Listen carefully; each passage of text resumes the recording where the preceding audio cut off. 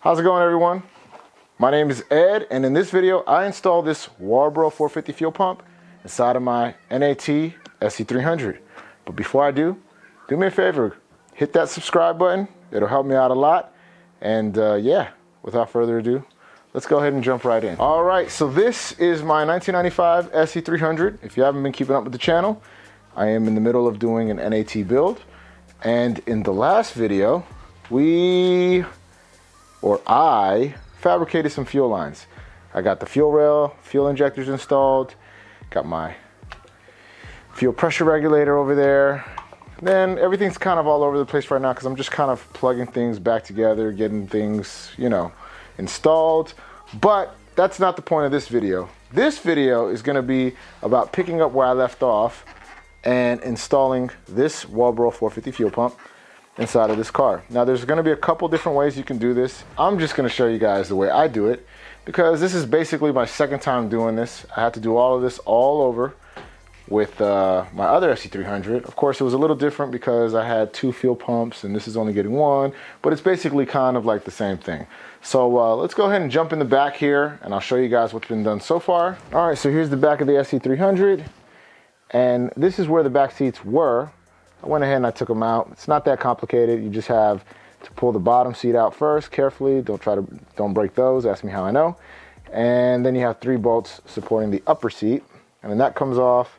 And then you have this nice little plate down there. This plate is covering up here.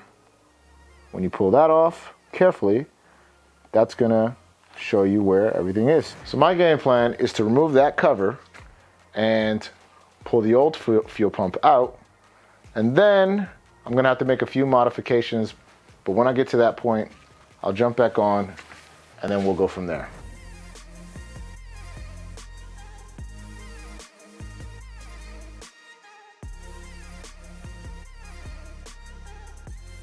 All right, so after you pull the cover off, just be very careful while you're taking the cover off. You have these screws that, well, these little 8mm screws. Try not to drop those in between the tank and this back plate here.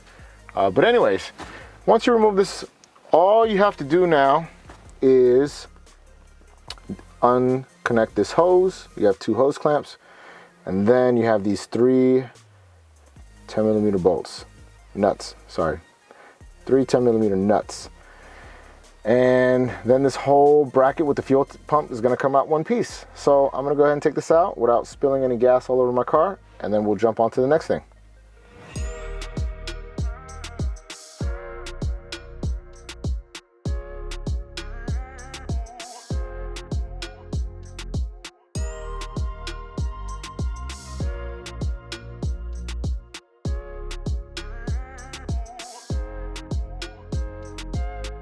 I got the fuel pump hanger out with the fuel pump still intact.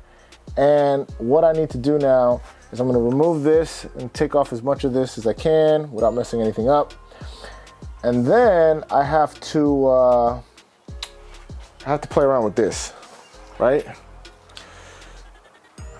So I got to drill 2 holes to where that is, and then, you know, measure and mock this up somehow and see how it all looks.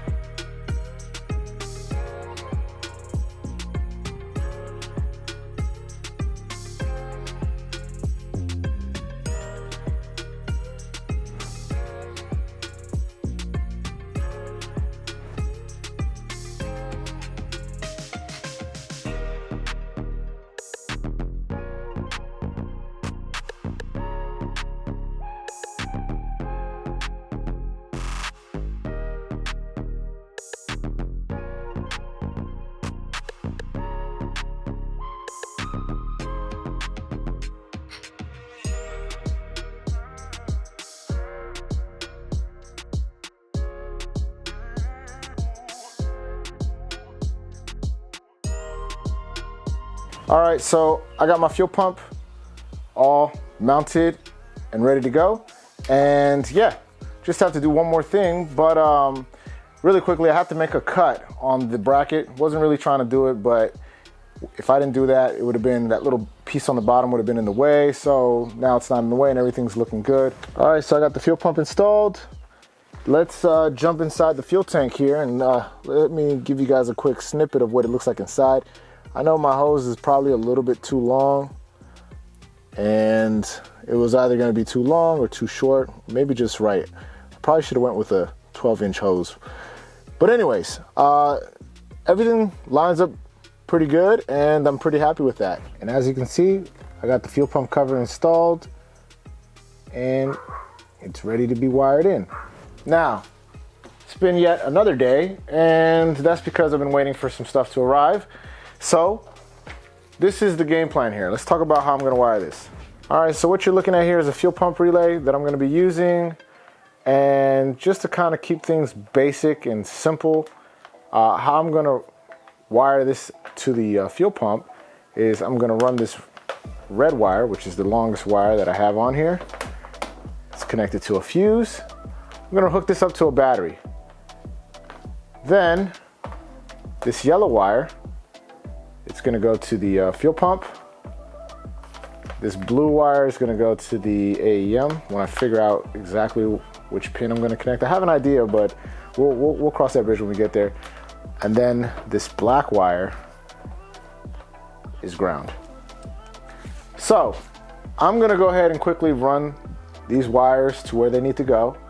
I am missing one other piece for the back here, and that's a connector. So for these two wires here, I'm gonna hook this up to an actual connector, like a plug. This way, if in the future I need to go back in here for whatever reason and pull this out, I can just quickly disconnect or unplug that connector from here, and I don't have to worry about tying all of these wires together and, you know, that sort of stuff. Just planning ahead, that's all. Planning ahead. All right, let's get to it. All right, so I have everything wired in, and I'm gonna show you guys how I did it. So let's just go ahead and get started. Moving to the front of the car, this is the battery, okay? This is the positive terminal. This is that red wire that I showed you on the relay that had a fuse connected to it, okay? Now, when we follow this wire, ignore all of this for now. I'm gonna have nice plastic protection over it. But when we follow that wire, I have it going into the harness, right? Comes out to the other side, through here, and it would just follow the rest of the harness, right? Because this is the rest of the harness that goes into the firewall, into the ECU, whatever. But I have it looped in because that's where it's going anyways, right? And from here, it goes down, all right? And it comes out through the firewall, like, I'm gonna pull this carpet back a little bit, and we're following that same red wire, and then it goes into the relay connector, okay? Now earlier, there was a yellow wire that I said that's gonna give power to the fuel pump. Instead, that wire is now red again. I'll explain why in a second. And yeah, anyways, the reason why this is red again is because I wanted to just run a straight wire without cutting anything and soldering and using connectors. I just wanted to run a wire from here all the way to here where the fuel pump is, okay? Now ignore this for now because I will clean this up. This is just all temporary. I'm gonna test this to make sure it works, but I am gonna have a beautiful connector right there. If you're wondering where this wire is going through, I fished it through here. So it's going through the trunk and coming out this way. All right, so right now it's time, I think, to test the fuel system. I'm gonna do that by jumping the relay, and I'm gonna give the relay, well, the fuel pump direct power from the battery, and we're gonna see if we have fuel pressure, look for any leaks, that sort of thing. And but before I do that, let's go ahead and add some gas to this thing, and then yeah, let's see what happens. All right, so I have plugged in the battery, and now it's time to go ahead and jump the relay. So what I'm gonna do is I'm gonna jump the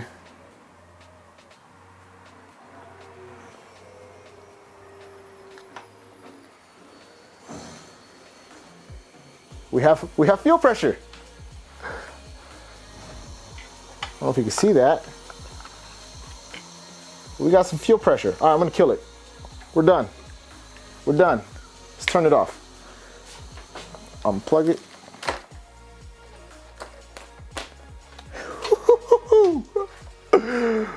Oh, this is exciting. All right. Let's look for leaks. I'm gonna check for some leaks and come back on and see what the game plan is. I think I hear something. Yep, and I am leaking fuel everywhere.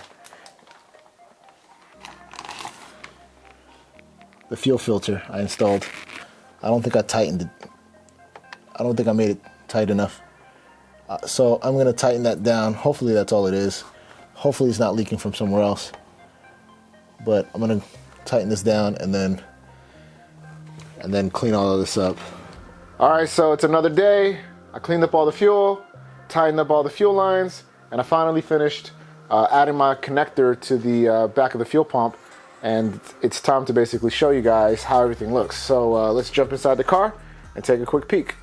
All right, so there's the connector I added, and everything looks nice and clean. So I'm pretty happy with this. If I ever need to remove this fuel pump or do anything back here, I can just unplug it, push it to the side, and yeah, that looks good and it's ready to go. So the only thing left for me to do right now is to wire in the fuel pump directly into the AEMV2 ECU, and I'm probably gonna do that at the same time I do everything else, because I have to wire in a map sensor, an air temperature sensor, boost solenoid, the wideband. There's a couple things I have to actually wire in, so that's probably not gonna be on the next video, but the video after. On the next video, coming right up, because I'm about to get into it right now, I'm gonna be working on the actual turbo kit.